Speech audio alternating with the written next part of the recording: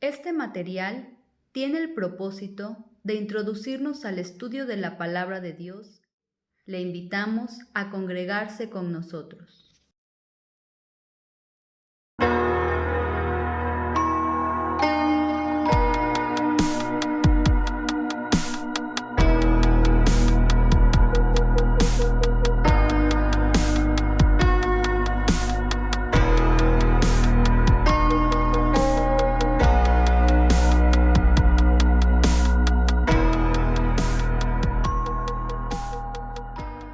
El poder saludarles a través de este video, pero sobre todo también poder compartir este estudio bíblico acerca del tema que hemos estado viendo, Tu verdad cantaré, o Santos de Israel, donde estamos estudiando el segundo libro de los Salmos. Hoy nos toca ver el Salmo 50. Es un salmo bastante impactante y como título tenemos resplandeciente en perfección. Nuestro texto clave dice: el que sacrifica alabanza me honrará, y al que ordenare su camino, le mostraré la salvación de Dios. Es el último versículo que está en este salmo. Tres palabras importantes: alabar, honrar y ordenar, que a lo largo del estudio lo estaremos observando, pero como da como resultado el mostrar o saber cuál es la salvación que Dios nos puede ofrecer, en la cual nosotros la hemos experimentado. Ahora, me gustaría comenzar con un punto interesante al momento de estudiar los salmos. Es la idea del paralelismo que tienen, porque recordemos que en los salmos hay una poesía que es hebrea y es totalmente diferente a la que nosotros entendemos como una poesía en nuestro idioma. Hay tres tipos de paralelismo: es el sintético, sinónimo y antitético. Por ejemplo, el sintético es aquel que ambas líneas hablan de lo mismo, pero la segunda o la primera va a dar una información más. Por ejemplo, en este salmo, en el versículo 3, leemos: vendrá nuestro Dios y no callará. Nos da una información. Siguiente línea: fuego consumirá delante de él y tempestad poderosa le rodeará. Con cada línea vamos encontrando más elementos nuevos. Sinónimo es que ambas líneas dicen exactamente la misma idea, pero con palabras diferentes. Por ejemplo, el versículo 7: oye, pueblo mío, y hablaré. Ahí están tres palabras. Y en la siguiente línea: escucha, sinónimo de oye; Israel, sinónimo de pueblo mío; y testificaré, sinónimo de hablar. Y podemos notar que va a ser un testimonio en contra de Israel. Entonces, esas son algunos que podemos ver. Hay unos bosquejos que yo pude estar haciendo al momento de estudiar y me gustaría compartírselos con ustedes. Lo van a poder encontrar en la descripción del video o también al momento de recibir el link del video. Pueden también obtenerlos y espero que sea también de mucha bendición para ustedes, pero sobre todo que pueda también ayudar a crecer en el conocimiento de la palabra de nuestro Dios. Y algo bien importante que hemos de tener en cuenta es que al analizar los salmos, para poder también aprender nuevas cosas que nos muestra la palabra de Dios, es también tomar en cuenta cuáles son las experiencias culturales que vivió el pueblo de Israel, porque muchas veces genera un choque muy grande con nuestra cultura y hay cosas que se nos dificulta el poder entenderlas, pero es precisamente por saber cuál era la cultura que el pueblo de Israel podía estar teniendo. Por ejemplo, la primera es que es un salmo de Asaf. Asaf fue un músico principal de los levitas. Algo que van a encontrar en el bosquejo que les comentaba es: durante la época de los reyes, la adoración para el pueblo de Israel es ahora dirigida en ese momento por una persona. Por eso hablamos o encontramos directores de canto. Y aquí es donde empiezan a surgir la idea de alabar o la adoración a través de instrumentos. Asaf lo podemos encontrar ahí en Primero de Crónicas 16, del 4 al 5. Y es algo bastante interesante porque él tenía la responsabilidad de dirigir al pueblo a una adoración, y a través de la letra que escribió es algo bastante interesante. Ahora, ¿de qué nos habla este salmo? Todo el salmo vamos a ver que es una ceremonia, pero de una renovación de un pacto de Dios con su pueblo. ¿Por qué es una ceremonia de renovación de pacto? Porque vemos a Dios, que es el juez, leemos de los testigos, que son cielos y tierra, pero sobre todo leemos a los santos, que es el pueblo de Israel, aquellos que hicieron un pacto. Este momento histórico lo encontramos en el monte Sinaí, cuando Dios le dice a Moisés que le diga al pueblo que ellos van a ser su especial tesoro, un punto bastante importante, un privilegio exclusivo del pueblo de Israel, y el pueblo responde: todo lo que Jehová ha dicho, haremos. Entonces Dios promete algo para el pueblo y el pueblo comprometido acepta y dice: lo que Jehová pida, lo haremos. Y otra cosa bien curiosa e interesante, cuando Moisés está a punto de morir, en Deuteronomio 32, bueno, no a punto, sino momentos antes, hay un versículo que dice lo siguiente: cuiden, hablándole al pueblo, de cumplir todas las palabras de esta ley. Algo así lo pudiéramos ver el día de hoy como su última voluntad. Una de las cosas que Moisés siempre se preocupó fue que el pueblo cumpliera con lo que la ley pedía y lo que Dios, en este caso a través de la ley, demandaba del pueblo. Y preguntémonos por qué tanto cuidado en que el pueblo cumpliera la ley. ¿Qué podría pasar? Y es lo que estaremos viendo en este salmo, que analizaremos en unos momentos. Quisiera compartir lo siguiente también: el título que encontramos en el salmo al inicio, nuestra versión Reina Valera, encontramos como el Dios de dioses.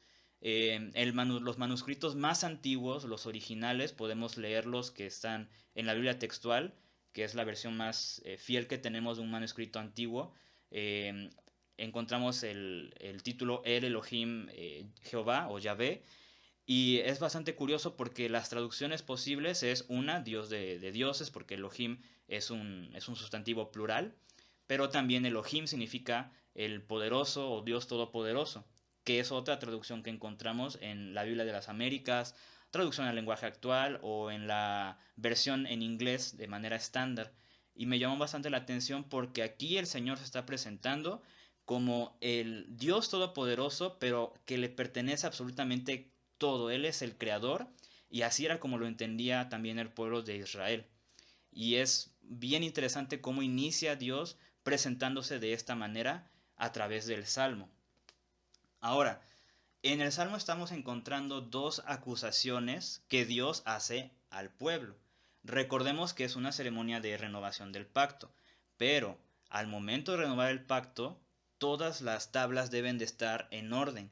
Sin embargo, cuando Dios hace esta renovación, encuentra dos detalles bastante peligrosos en el pueblo.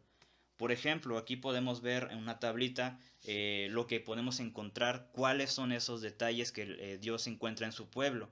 Dios les dice es que escuchen, porque iba a testificar contra ellos, por eso llama testigos. No era la reprensión por los sacrificios, porque leemos que los hacían continuamente, es decir, el pueblo no dejaba de ofrecer sacrificios, al contrario, lo seguía haciendo. Pero también remarca Dios que los sacrificios, algo material, no era realmente lo que él buscaba, porque si Dios es el creador de todo, pues todo le pertenece.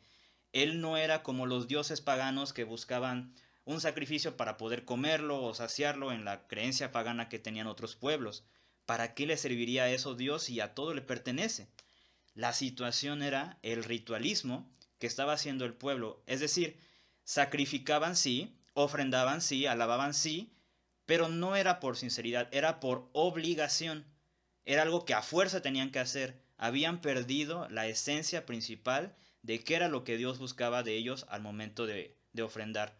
Y es como si Dios ahora necesitase más sacrificios, cosa que no era así. Cuando Dios le dice a su pueblo que escuche, el verbo en hebreo es shema, que es prestar atención, pero además tienen que responder. Que lo que Dios les vaya a decir no lo tomen desapercibido y entiendan cuál es el significado que Dios quiere dejar en el pueblo. La actitud que Dios estaba aquí corrigiendo del pueblo es el corazón. No había un agradecimiento, ni había mucho menos alabanza. Su fe que tenía el pueblo en ese momento no era la suficiente para darle gracias a Dios, ni mucho menos poderle elevar una alabanza. Por ejemplo, en Isaías 58, 3 al 6, podemos notar algo que también el pueblo venía haciendo. Leemos así unas partes, dice que el pueblo buscaba su propio gusto. Y el Señor pregunta: ¿acaso es tal el ayuno que yo escogí? ¿Llamaréis esto ayuno y día agradable a Jehová? Y el versículo 6 dice, ¿no es más bien el ayuno que yo escogí, desatar ligaduras de impiedad, soltar las cargas de opresión y dejar ir libres a los quebrantados y que rompáis todo yugo? No era realmente el ayuno en este contexto, sino era el por qué Dios pedía al pueblo que entendieran qué significaba ese ayuno. Y en esta situación, los sacrificios, las alabanzas, era que mostraran un agradecimiento de corazón. No un gracias porque pues, le tengo que agradecer, sino algo que realmente sea sincero en su corazón, que salga para poder entregárselo. Cuando leemos nosotros la palabra juicio, hay dos connotaciones. Una es para advertir, corregir y enseñar.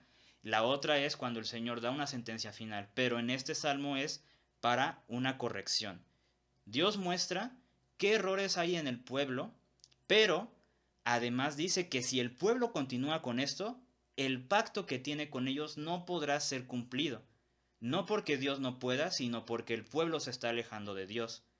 Y recordé la cita de 2 Corintios. Cuando nosotros ponemos algo delante del Señor, dice el apóstol Pablo que tiene que ser como lo hemos propuesto en nuestro corazón, no con tristeza, ni por necesidad, en nuestra versión Reina Valera, pero la Biblia textual lo traduce como o por obligación. Lo que nosotros traigamos delante del Señor no debe ser algo obligado, debe ser algo sincero, algo que nazca del corazón. A Dios no le importa la cantidad, le importa la sinceridad que haya en él. Ahora, por lo tanto, Dios va a mostrar cuál es el camino correcto, y son los versículos que siguen justamente abajo. 14 dice, sacrifica a Dios alabanza, paga tus votos al Altísimo, e invócame en el día de la angustia. Te libraré y tú me honrarás. Cuando nosotros leemos sacrificar u ofrecer alabanza, hemos de traducirlo también, la palabra alabar, como un agradecimiento. Y algo también bien importante, nosotros no podemos entregar a Dios algo que no hayamos experimentado. Si estamos agradecidos con Dios es porque hubo algo, una necesidad que Él suplió, hubo una situación en la que Él nos ayudó y por esa situación yo puedo experimentar qué es sentirme agradecido con el Señor. Pero primeramente lo tenemos que reconocer y tener en nuestra vida. El punto de pagarlos o hacer los votos es esa promesa que de alguna manera el pueblo podía hacer hacia Dios de que iban a seguir trayendo esas ofrendas. Nuevamente, no por obligación, sino por sinceridad de corazón. En otras palabras, Dios siempre se mostró fiel con el pueblo y el pueblo tenía que responder de esa misma manera en la fidelidad. ¿De qué manera lo podía hacer? Sacrificios, ofrendas. Esa era la muestra que ellos podían dar hacia Dios. Y si esa era su promesa, hay que también tener mucho cuidado de cumplir con lo que decimos. El otro punto de invocar es uno bien interesante porque el Señor de alguna manera está diciendo, si hay algo que en algún momento nosotros, al traer delante del Señor, no sé si hemos tenido esa experiencia, el tal vez sentir que no dimos lo que fue suficiente, no dimos lo que tal vez yo sabía que el Señor merecía. Si es así, hemos de también pensar y examinar nuestra vida para saber si realmente lo que pudimos hacer para el Señor fue lo que Él merecía. Y si la respuesta es un no, algo debió haber estorbado a lo largo de la semana, a lo largo de nuestra adoración, que nos haya impedido entregar lo que el Señor merece. Por eso el Señor dice, invócame en el día de la angustia. La angustia puede ser algo que puede estorbarnos, pero el Señor dice, invócame. Es decir, entreguemos lo que nos puede impedir tener una comunión correcta con nuestro Dios. Como resultado está la liberación y la honra. Y aquí entra muy importante la fe. Cuando el pueblo de Israel adoraba o elevaba una oración, la acción inmediata era también dar una adoración al Señor. ¿Por qué? Porque sin importar cuál fue la respuesta, el israelita, el hebreo, ya sabía que Dios la iba a responder, positivo o negativamente, pero sabía que le iba a responder y por eso en ese mismo momento él adoraba. Por un lado es tener la certeza que Dios nos va a ayudar. No sabemos cómo, pero confiamos que lo va a hacer. ¿Podrá hacer lo que queramos? Sí. ¿Podrá hacer lo que no queramos? También. Pero Dios no dejará en espera nuestra oración, la va a responder a su debido tiempo. Y por el otro es, desde ese momento que yo ya entregué lo que a mí me puede estar estorbando, desde ese momento debo también de tener la certeza y decir al Señor, gracias por responder esa oración, o porque sé que responderás esa oración, porque sé que me ayudarás con esa angustia, sé que me ayudarás con ese problema, sé que me ayudarás con lo que me está estorbando. Veamos cómo el Señor está corrigiendo de una manera maravillosa al pueblo a través de estas situaciones. La segunda acusación que leemos es una bastante, creo que es muy evidente, era la hipocresía. El Señor decía a los malos que aborrecían la corrección, lo que leían en la ley lo echaban a sus espaldas, corrían a juntarse con ladrones, con adúlteros, hablaban en contra de su prójimo, y luego dice que los iba a reprender por todas esas cosas. Cuidado aquí con la hipocresía, porque la hipocresía en su sentido más puro es con la boca decir algo, con las palabras decir algo, pero con mis propios hechos totalmente negarlo. Y mucho cuidado también en ese punto, no sea que en algún momento hemos dicho algo hacia nuestros hermanos, pero con nuestras acciones no lo hemos demostrado. Y eso es un punto también a cuidar en nuestra vida, con el cual hemos de prestar bastante atención. ¿Por qué? Porque se puede hablar, se puede recitar, pueden decir la ley, en este caso, los israelitas, pero no la obedecen. Nosotros podemos conocer y saber muchos versículos, pero ¿de qué sirven si no los vivimos, si no los cumplimos? ¿A qué, ¿Cuál es el provecho que podemos sacar? Y la respuesta es ninguna. Otro punto importante. Esas personas se juntaban con ladrones y podemos decir eran parte del pueblo, pero también tenían compañías que eran adúlteros. Entonces, otro punto importante es, no importa yo con quién quiera aparentar juntarme, el Señor conoce perfectamente la intención del corazón. Cuidemos también el hecho de un día estar en un lugar o con amistades que no temen al Señor, pero por el otro, cuando vamos al templo y a la congregación, creamos o sintamos que somos de aquellos dignos solamente por el hecho de estar congregados. El Señor sabe el corazón de cada uno y nos examina de manera específica. Cosa curiosa también aquí en el Salmo, están quebrantando 3 de los mandamientos. En los 10 mandamientos encontramos no adulterar, no hurtar, ni no dar falso testimonio. Y en esta parte del Salmo, Dios está acusando al pueblo de haber roto esos 3 mandamientos. Hay una parte interesante, dice Dios, estas cosas hiciste y yo he callado. Y muchas veces pensamos, pues como yo no veo una respuesta negativa delante del Señor, pues creo que está bien. Y cuidado, no porque no escuchemos o no veamos al Señor obrando en ese momento de la manera para corregirnos, de la manera para quitarnos alguna consecuencia, no significa que el Señor no esté aprobando nuestras acciones.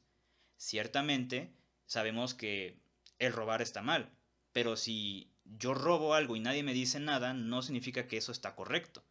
Ahí depende bastante el temor que nosotros tenemos delante de Dios. Y cuidado porque si tenemos ese pensamiento, estamos haciendo a Dios a nuestras comodidades. Es decir, ajustamos su palabra para lo que nos convenga. Y hemos de guardar mucho cuidado ante esto. Ahora la pregunta es, una persona que ha cometido este tipo de situaciones, de acusaciones, ¿será digna de formar parte con el pacto que Dios tiene con su pueblo? La respuesta es no. Y no creamos que será diferente también para con nosotros. ¿Qué es entonces el camino correcto que muestra el Señor hacia el pueblo? Les dice, entended ahora esto, los que os olvidáis a Dios, le está hablando principalmente a los malos, no sea que os despedace y no haya quien los libre del camino del mal. Si el Señor me está mostrando a mí un error a través de diferentes maneras, a través de una situación, a través de un hermano, a través de su palabra, de manera inmediata hemos de corregirlo. Porque si no lo hacemos, si lo dejamos para después, poco a poco, el Señor advierte, no sea que os despedace y no haya quien los libre. No perdamos la oportunidad para no alejar al Señor de nuestra vida. Y esto lleva poco a poco a embotar mi entendimiento.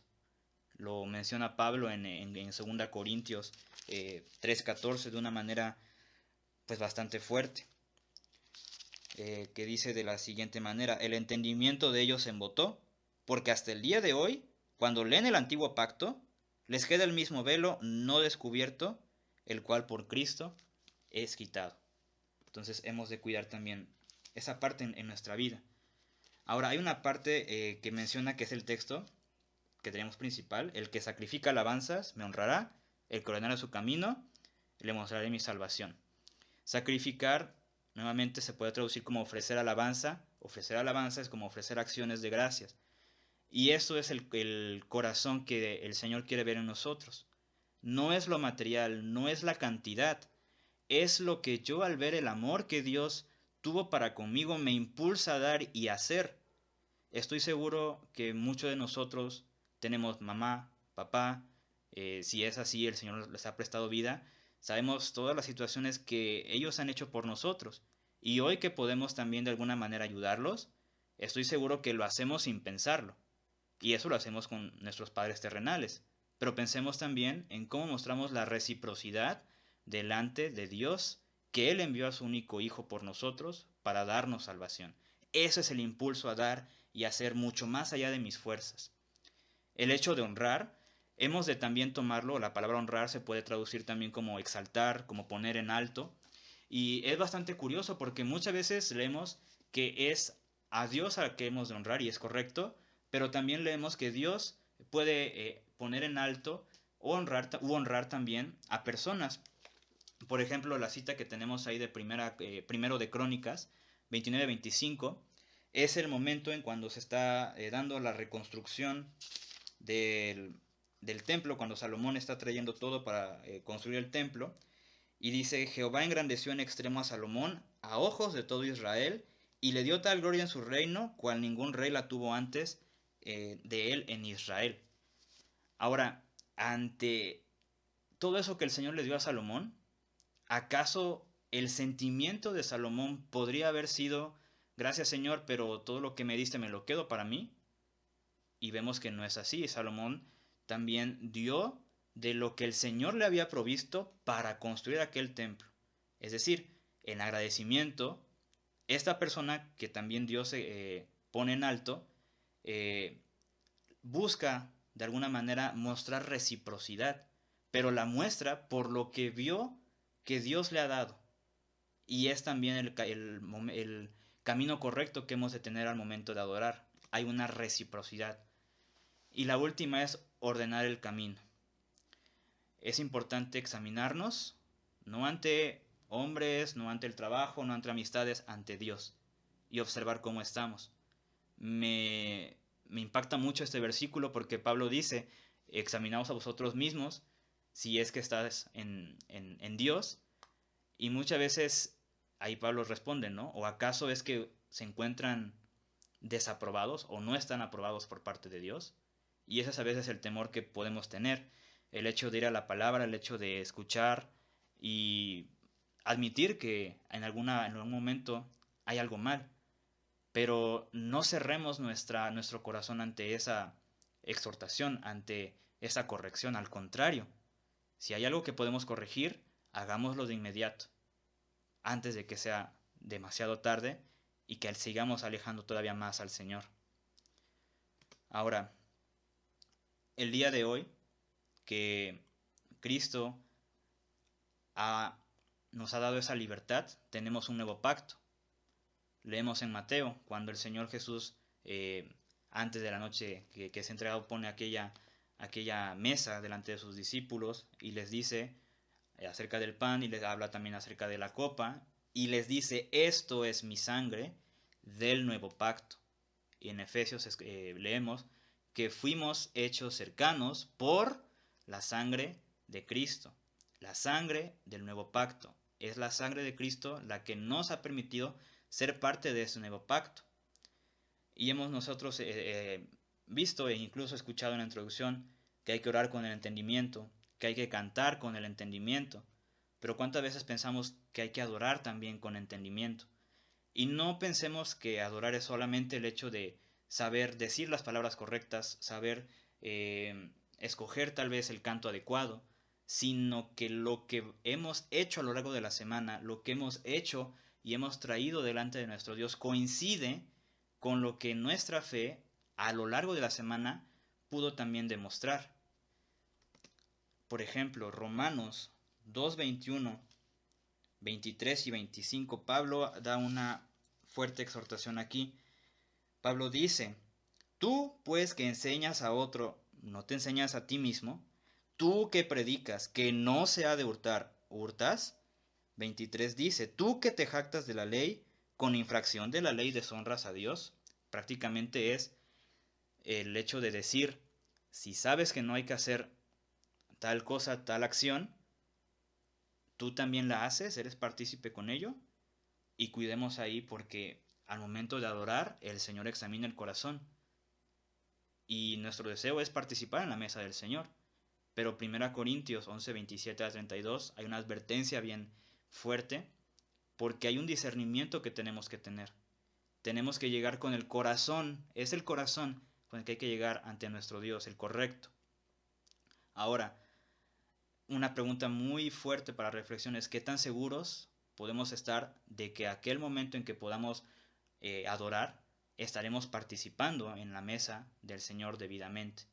Y hemos de cuidar porque el que participa indignamente, juicio, come y bebe para sí.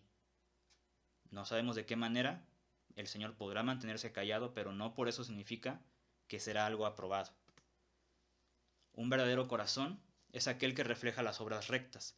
Es la evidencia de piedad. La palabra piedad en el griego se traduce como una conducta santa. Y es eso lo que garantiza que la presencia de Dios esté con nosotros. Ciertamente Dios también oye a las demás personas, pero es bien importante que la única seguridad que tenemos de que el Señor estará con nosotros, de que a lo largo de la semana, de que al iniciar la semana y al terminar la semana Dios estuvo conmigo, el Señor me ayudó, es por cómo me mantuve firme en ese nuevo pacto. El Señor me ha hecho parte de su pueblo. El Señor me ha dado ahora dar la oportunidad de participar de todas las promesas que en otro tiempo yo no participaba. Pero ante esa fidelidad que el Señor ha mostrado conmigo, ante ese sacrificio que Él mostró, ¿qué es lo que yo le puedo ahora traer en agradecimiento? Y es el punto a reflexionar que este salmo nos deja. Como pensamiento final, el libro nos remarca que hay un deseo que tenemos que tener si hemos de honrar al Señor, y me gustaría añadir el siguiente: que también el deseo de nuestro Señor es que le traigamos el corazón que busca dar una adoración sincera. Pero una adoración sincera se expresa por la alabanza, por la gratitud y la reciprocidad. En inicio de esta semana, pensemos en las actividades que ya hemos puesto y pongámoslo a la luz de la palabra. Y si al terminar todas esas actividades, consideremos, le estaré entregando la alabanza que Él merece y estaré siendo fiel al haber renovado mis votos por el nuevo pacto que ahora tengo con Él. Y el punto más esencial que es inmediato en nuestra vida: ¿qué prioridad tiene el Señor sobre estas áreas? Si el Señor tiene la prioridad sobre mi familia, ¿a qué buscaré que mis hijos, mis nietos, mis padres, mis tíos, mis primos se acerquen? Si el Señor tiene la prioridad sobre mi trabajo, ¿a qué cosas yo tendré que dejar espacio para que el Señor ocupe esa prioridad?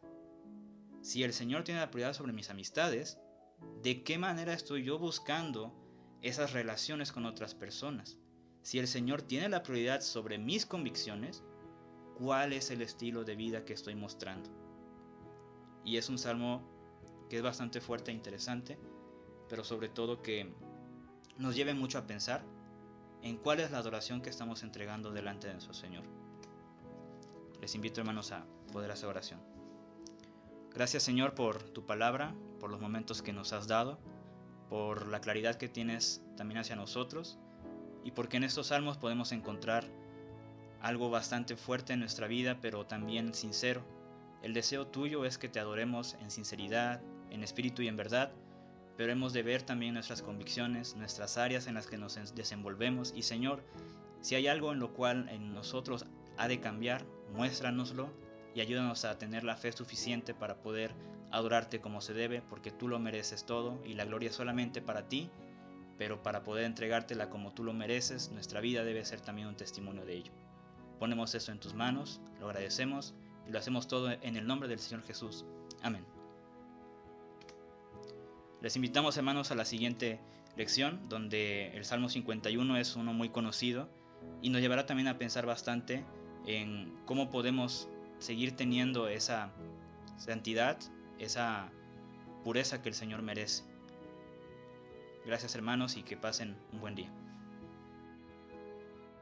Le invitamos a asistir a nuestras reuniones.